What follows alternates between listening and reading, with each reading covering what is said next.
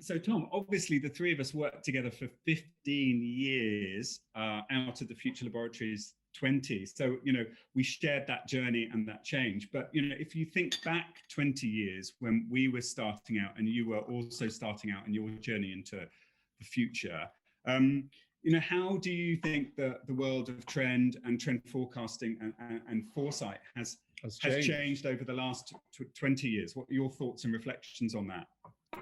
Well, you know me very well, so I like a structure. So I prepared a little structure. So I think back in, what was it?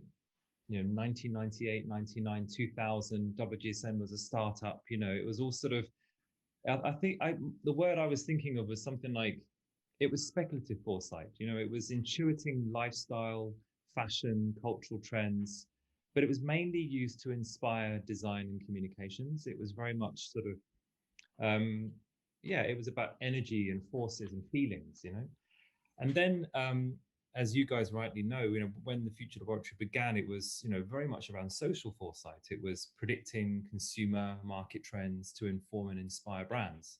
But it was about innovation. It was about doing something with that foresight and creating a sort of a social buzz. And I remember our early days, the PR kind of work we used to do, which we still do. Mm-hmm. And then it moved to strategic foresight. And that was where I think the world got difficult and even more difficult. And it was about forecasting almost future operating environments. So if you're a business, how the hell are you going to run your company? So especially after 2008. So I think those sort of three waves, from speculative to social to strategic foresight, it definitely was a shift in the feeling, the methods, the intensity, the joy. I think has changed. What is the joy of doing this again? Because it's a lot more serious now. So yeah, I think it has evolved, and I think as we know that the market has exploded. You guys were one of the first pioneers in this industry. But it was an unknown thing, and then it became a science. It did become a methodology. It has changed a lot. Well, so that perfectly segues into the next question. So what next? You've very neatly put 3 S's in there. Yeah. What's the fourth? What's next after strategic foresight? Well, I think the three of us have definitely had these musings at 11 o'clock at night on many an evening where we thought something's missing. And I think that the next step is systemic foresight. And this is where it takes the prowess and the professionalism, but also the power of something like foresight, and really starts to say, how do we foresee the intervention points in living systems, and then go to work on transformation. And I think that asks a lot of people using foresight. So it used to be, here's the foresight, goodbye, versus we're not going anywhere, we need to use this. So I think this shift from sapere aude to, which is dare to know, as you know, the motto of Future Laboratory, to agere aude, which is dare to act. And I think that shift of going from conducting an orchestra to actually curating something properly is immersive, from having a monologue to very much a trialogue, which is a term you've often used, from broadcasting to guiding, and from magic and the wonder of theatre to keeping that, but making sure that it has meaning. And I think from gurus to citizens, and from talking to acting. So there's a lot of, I think, not just doing it for the sake of doing it, but doing it because it's going to create change. Yeah, I think you're so right. I mean, and really, I mean, it's what you've neatly kind of transposed there is, the conversations that we were having around this shift from the experience economy to the transformation economy. And it is the fact that it's about this far more proactive sense of where change needs to happen and what that change needs to actually invoke or evoke, that it is systemic, that it is about changing systems. It's about changing not just a philosophy or an experience, but a way of life and a way of doing things. And I think that's very profound, and it's probably going to keep us all very busy for another 10 years. I think so. And I think, you've rightly, coined the phrase, the transformative 20s, because It is really hard at the moment, and we all know that. And I think it requires some new tools. So I think being able to think in systems is not easy, and to be able to actually codify knowledge and make it not sensible, but make sense of it. Understanding what impact really is, and if you have foresight, how do you almost measure return on foresight, or ROF? And I think diversity is a sacred power. You know, how do we make sure that the diverse perspectives are going into the conversations at the beginning, which I know, Martin, and you've talked about in the past as well. So there's a lot of, I think, tricks that are missing still. And obviously there's technology. So how do we put the right tools into the hands of human foresight capabilities to make sure that humans can really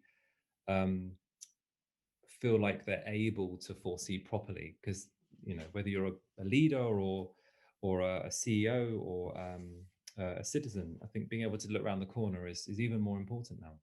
To do. I mean, one of the things that I would kind of not argue, but I'm slightly fearful of, is that particularly with CEOs and you know, leadership management teams, is they're going to try to get the ship back onto the same course, because that's obviously it's what they do, and B, where, you know, there's potential profit to, you know, just to get it back to where it was.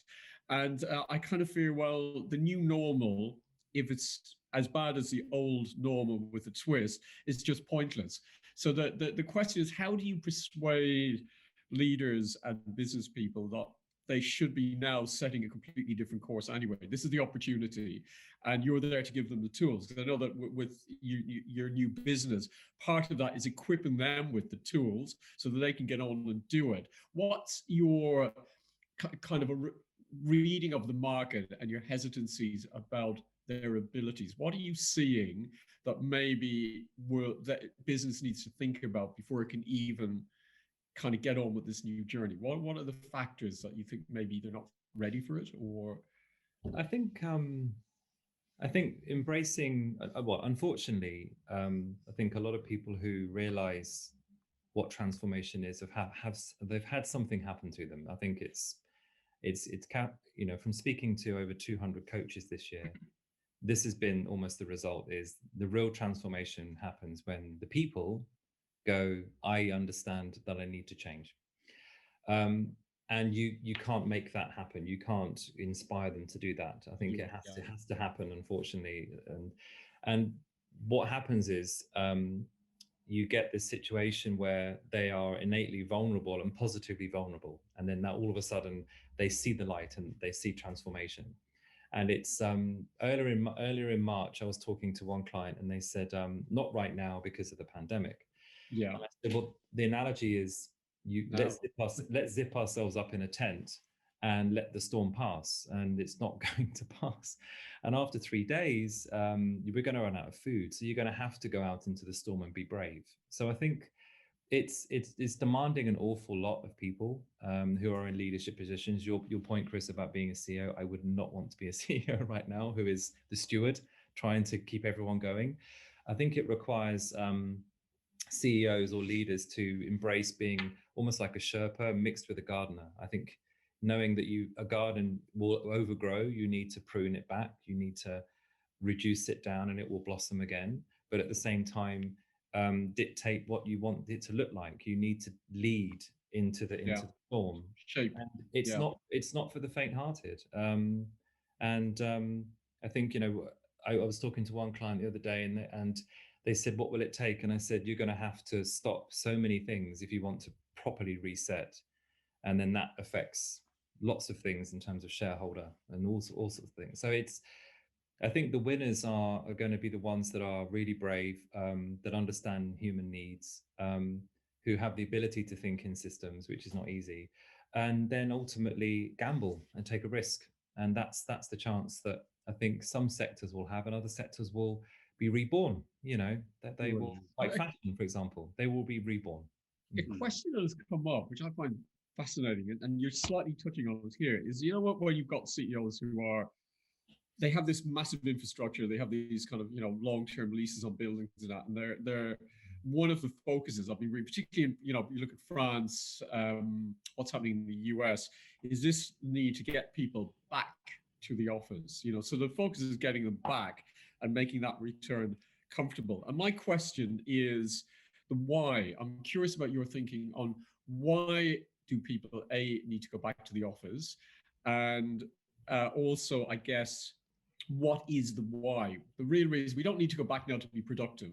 We don't need to go back to occupy a desk or whatever. What do you think is the why, if there is a why, to get people back into buildings? Because the CEO would be asked this, and I kind of think none of them have the answer. They're not really thinking about the realities of the why. They're thinking about the what, which is, what I need to do to get them back in, because that's what we occupy a building, which of course isn't a function of a business. That's a utility of a business. It's not really the raison d'etre you set up a business to occupy a building. Yes. But that seems to be a lot of CEOs are mistaking that value. Yes. No, I think it's about comfort. So if you think about the psychological zones of comfort, fear, learning and growing, and a lot of people have had to learn and grow because of resource scarcity, i.e., how do I get my shopping, or how do I survive? What's going on? I think CEOs or people who have enjoyed the benefits and the culture of having a busy office before the pandemic, and that was very much why they turned up every day themselves. Not to call out generations, but there are certainly some generations who think that's what business is. When they had the work from anywhere normality hit them, a lot of them had never had that before, and a lot of them had never really thought that that was allowed or permitted. The kind of callback, or the idea of business as usual is about getting people back into organization. I think it's going to shift from, with Microsoft announcing that the entire workforce is going to work from anywhere forever. I think that sort of normality shift is going from, all the trends around workforce, and then there was the trends around workplace, and now it's the trends towards work habitats. And if you have a work habitat understanding, which is wherever you are, phygital, that is, you're going to have to embrace that. I think it's about the fact that I think leaders want, or humans want, some return to normality. As a parent, for me, it was my kids going back to school was a big normality check of, okay, some sense of what it used to be like. And I think if you're a leader who loves business culture and loves the moment where everyone's buzzing in the office, they want that comfort back again. Yes. As we all know, and I'm sure absolutely as business owners, that a lot of people are saying, but I'm actually really productive and I like walking in the park and doing Zoom calls or whatever it might be. And that flexibility isn't new. It's just, how do you deal with the ultimate reason for having a business, which is well-being and wellness of your staff. And that might not be within four walls. Yeah, I think that's a question. But we know it works. We know that it's important. So interesting.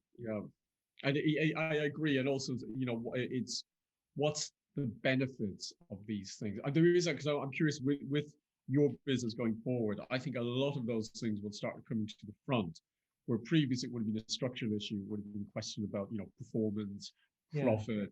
But I think there's going to be a massive re-examination of well-being, the culture, the notion of health, not just of the business, but of people.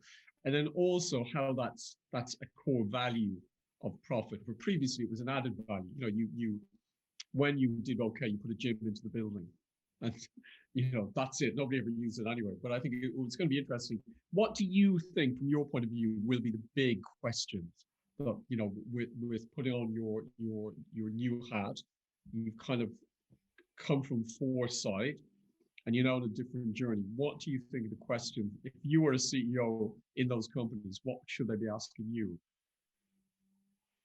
Oh, that's a good question. Okay, well, so with Avansere, the remit is to make everything regenerative, which is a really awful word. So trying to find another one, but it means bring new and vigorous life to people, planet, and so the space I'm moving into is, I'm up the top of the mountain going, why don't we try and get up here? Because if you get to the top of Mount Regenerative, everything will be much, much better. Now, I'm currently at base camp, to use the analogy, doing fitness tests, and people are going, I'm going, there's no way you're going to be able to make it. Yeah. So the question I'm getting is, what does it take to wear that $15,000 North Face jacket? Because I want to look really good in it.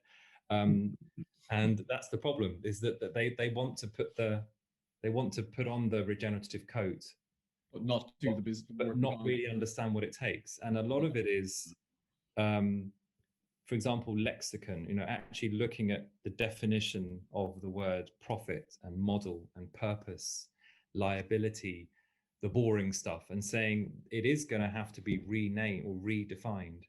Yeah. And I think one of the biggest things is this post-growth. What does growth mean? What does purpose mean? What does it mean to, fundamentally be an enterprise? And these are questions that people don't really want to have to go back and go to school and answer again, but they're going to have to. I mentioned coaches earlier, that all of a sudden everyone is now a coach. And I think there's a lot of, I guess people are asking questions around, they'll go to a workshop, say with the Future Laboratory, and then they'll come out of it going, yes, I told Chris and Martin and the team where we're going, what we'd like to do, please go and write it up. But then they run off to their coaches or their friends and family and say, I have no idea what I'm doing. Yeah. I think that personal problem of being inept or challenged or scared or unfit is something that needs to be brought out even more. Yeah. I think that's the hardest bit. And yeah, that for me is the bit that I'm certainly not set up to do that, but I think it's coming. I think it's coming. And it could be, run down to Equinox now or go and download this app and be mindful, but I think it's more fundamental than that. Okay. Well, Tom, last question for you before you turn the tables. Yes. But, looking back, it's another looking back question, but looking back over the last 20 years of working to help businesses make their future happen, are there any standout landmarks that you can think of where you were involved in that process that you really think back on? This was obviously the hardest question. This is the hard question because so many memories. I think it relates to my question. I'll ask you in a second. But for me, I think Turbulent Teens was the launch of that, or the preparation and the launch for Turbulent Teens in 2009 and then 10 was, I think, a moment where the tables turned on the Future Laboratory. I think we went from being a business that was always provocative and knowing and charismatic and all of our values and forthright, but we sort of led. We led even further, and it became our greatest hit.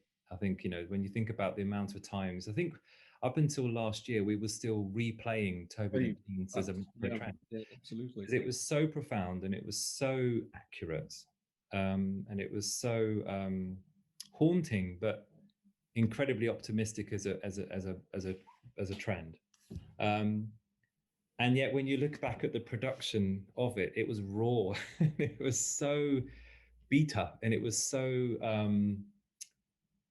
not old-fashioned. It was just so simple, and we kind of put it together. But the feeling and the meaning of it was huge. Yeah. So I like the state of it being almost 90s Soho production, but it had this, but it was incredibly foresightful. So that for me was a big moment. And because we played that record so many times, I think we transformed a lot of businesses who didn't just take the Future Laboratory even more seriously, but they I think they realized that this was going to be a hard decade to come, and it was, and it still is. So yeah, well, I was going to say we're still kind of living with the residue of it. Yeah, absolutely. Yeah. So my question to you. Yes. So there are so many trends that have been published over the years. Counting almost 40 briefings and countless forums and many macros and micros and things like that. But as entrepreneurs, and I've known you for many years, there are greatest hits in terms of, as I mentioned, trends. But from a cultural perspective, in terms of TFL culture, You know, you guys are the living, breathing embodiment of that. So what are your greatest hits in terms of moments when you, not the kind of normal business growth moments, but moments when the TfL culture did its best for you and you really thought that was one of our greatest hits as a culture? That's a great question. I think there are stand-up moments, and some of them, for me, obviously relate to when we've created moments and experiences when things happened. So, I think obviously one would be when we developed Sweet Shop, as you know, the installation which we first created at what were then our new offices at Elder Street, and we tried to create a living embodiment of what we thought the future of retail would look like, knowing that we didn't actually have the technology at our fingertips because it hadn't been created to deliver what we wanted to as an experience. So we had to shortcut that and create a theatrical version of what we thought that could or should feel like. And then the penny dropping that within that sat some very interesting matrices or algorithms, call them what you like, about how we could start to identify consumer behavior and consumer mindsets and consumer characteristics, which actually could create a very interesting model that could help you to split down what, and up until that point, was still very basic demographics in terms of how people would divide their customer into maybe, say, 3 subsets or 6 if you were lucky. And even just by doing it almost on the back of a napkin with Sweet Shop, we created 27. And there was just the sudden realization that actually this could become, through a digitized system, even more profound than just literally the thing that we were almost doing it like with the shuffling a deck of cards. So that for me was a hugely interesting moment, somewhat, I think, marred by the fact that I still don't think consumers, brands have recognized the weight of what sits behind that as an opportunity. So that would be definitely one for me. I think on a more specific thing around future laboratory culture, I think Strange Days, which we did at the Tate Tanked, was a bit of a turning point, because again, it was about this midpoint in looking at the turbulent teens and about, I think, giving a very definite view of where we felt that was going. But it was also, as you remember, it was a kind of big deal. It was one of our largest sort of production kind of things that we did in terms of creating content and creating an experience for our guests. But then I just think there have been other moments with our Life Science Network evenings where we've just brought something to life for a group of people who have just suddenly been able to experience developments in neuroscience in a way that they never would have encountered before, with these amazing moments. And I think it's things like that you know, I think the team have always managed to pull off really brilliantly. To do with, yeah. I think, Tom, because you would recognize this, I think it's the culture of business, because I'm thinking about you know, a lot of the time with the business, you're talking about product, you're talking about service, you're talking about delivery. And I think the core value of TfL, or of what we did and do, is culture. So you're not really telling people, you're showing them. So they came to the building. The reason, as you know, we chose a place to locate our business in that was a particular, you know, kind of style. You built gardens, you built rooms that were slightly, you know, retro. They looked at the past and that. You're always trying to ask questions about time and about experience and about immersion and about showing. And I think that has been a core value that people have taken without really seeing it. But when you ask them about Future Lab, we went to a great event. We had a great experience. Gosh, we remember this. They're always talking about a thing that happened, like an immersive thing. And my question is, and I guess this is like where I'm going. So if we don't need to be in our office for these things, this is my thing about the why. What is it that will make businesses special going forward? And I really still think there's a question about how culture is transmitted without presence. Because I think while we can all sit on Zoom, it's very difficult to learn the realities of somebody's life from Zoom.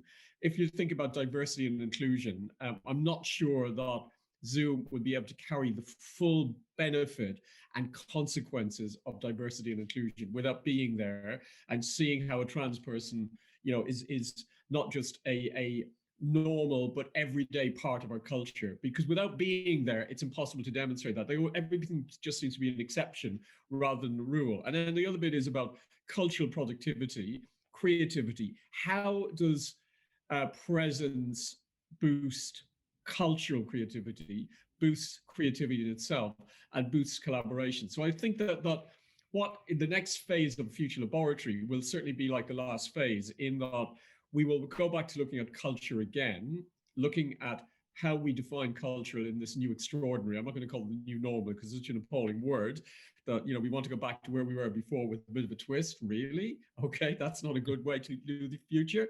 So I think that the things that we have created will be challenged, but I think the core value, and culture to me is a value, it's not an add-on. And I think for a lot of businesses moving forward, the why will be, well, why should I come to your building? How is it going to enhance me personally? How is it going to develop me emotionally? Will it make a difference to me spiritually or creatively? Yes, it does. Well, fuck, I'm coming. That's why we go to, you know, a mountain. It's why we go to a great lake, why we sit by a beautiful sea. It's not to boost our productivity, it's to boost our cultural values.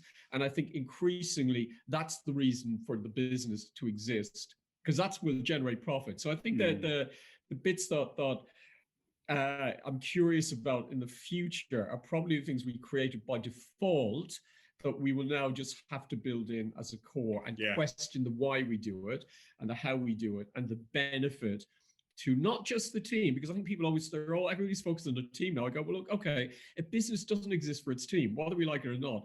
A business exists for its contribution to other people, and how that then benefits a team. So I think we now need to look at what is it we're trying to do for customers. This is, I think, every business. What is it they're trying to do and how they do that? But the why suddenly becomes important, not so much the what, which I think is what a lot of people concentrate on. Chris is staring at me now and kicking me under the table. Oh, very good. Oh, we've run out of time.